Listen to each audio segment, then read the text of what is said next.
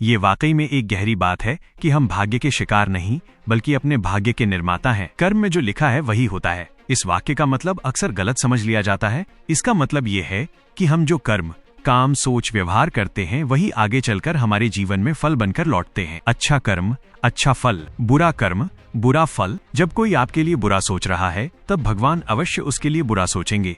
इसलिए आप चिंता मत करिए। यानी जीवन में जो भी होता है वो यूं ही नहीं होता, उसके पीछे हमारे पहले किए गए कर्म होते हैं। क्या सब कुछ पहले से तय है?